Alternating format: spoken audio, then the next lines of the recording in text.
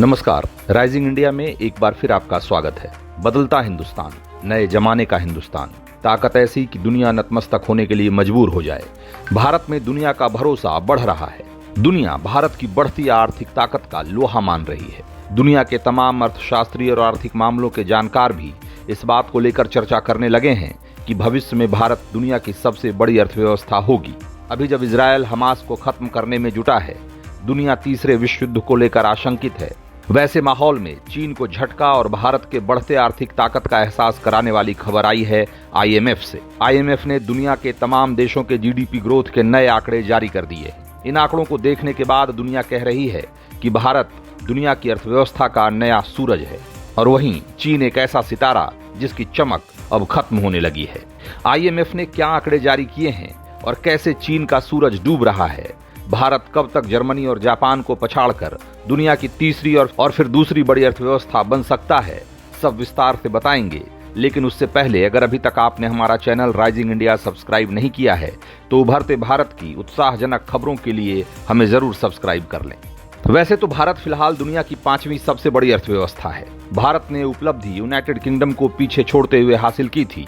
दुनिया की बड़ी अर्थव्यवस्था के मामले में अमेरिका, चीन, जापान और जर्मनी भारत से आगे हैं। लेकिन अब अंतर्राष्ट्रीय मुद्रा कोष यानी आईएमएफ ने जो आंकड़े जारी किए हैं वो भारत की बुलंद अर्थव्यवस्था की ओर इशारा कर रहे हैं। आईएमएफ ने भारत के लिए अपने ग्रोथ अनुमान को बढ़ा दिया है। आईएमएफ के मुताबिक भारतीय अर्थव्यवस्था 6.3% की दर से आगे बढ़ेगी, जबकि चीन को एक बार फिर झटका देते हुए आईएमएफ ने उसकी ग्रोथ रेट को घटाकर 5% कर दिया है।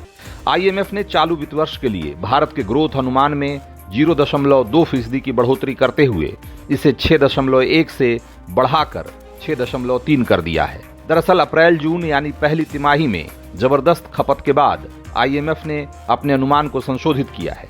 इतना ही नहीं, आईएमएफ ने तो आंकड़े जारी करते हुए ये भी कहा है कि भारतीय अर्थव्यवस्था आने वाले सालों में भी दुनिया में सबसे तेजी से आगे बढ़ती रहेगी।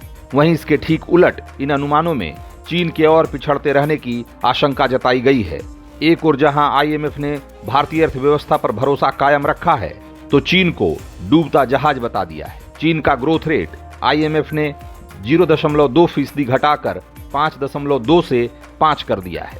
आईएमएफ का कहना है कि कोरोना महामारी के बाद शुरुआती दौर में तेज रिकवरी के बाद चीन की इकोनॉमी के विकास की रफ्तार धीमी पड़ गई है।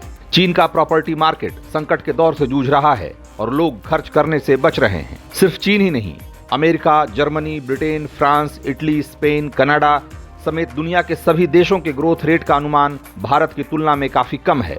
मतलब साफ है कि मंदी की आशंका से घिरी दुनिया में भारत की इकोनॉमी एक उम्मीद की किरण की तरह है। और अगर ऐसा ही रहा तो भारत 2027 तक जर्मनी और जापान को पछाड़ते हुए $5.4 ट्रिलियन की इकोनॉमी होगा और वर्ल्ड रैंकिंग में वो तीसरे पायदान पर होगा। भारत आने वाले 2 दशक तक अगर अपनी विकास की रफ्तार को बनाए रखता है तो बहुत मुमकिन है कि 2075 तक वो इस दौड़ में अमेरिका को भी पीछे छोड़ दे और चीन के बाद दुनिया की दूसरी सबसे बड़ी अर्थव्यवस्था बन जाए। इसके लिए भारत को 7 से 8% का ग्रोथ रेट बनाए रखना होगा। भारत की डेमोग्राफी और घरेलू खपत को देखते हुए ये विकास दर हासिल करना कोई बड़ी चुनौती नहीं मानी जा रही है। दरअसल भारत अब ग्लोबल इकोनॉमी में एक ब्राइट स्पॉट की तरह देखा जा रहा है। भारत को लेकर दुनिया की तमाम बड़ी आर्थिक ताकतें काफी उत्साहित हैं।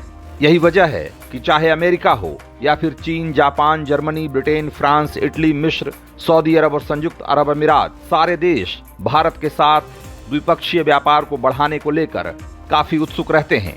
भारत बड़ी आबादी के साथ साथ बड़ा बाजार भी है, खपत की संभावनाएं हैं तो टैलेंट का अंबार भी है।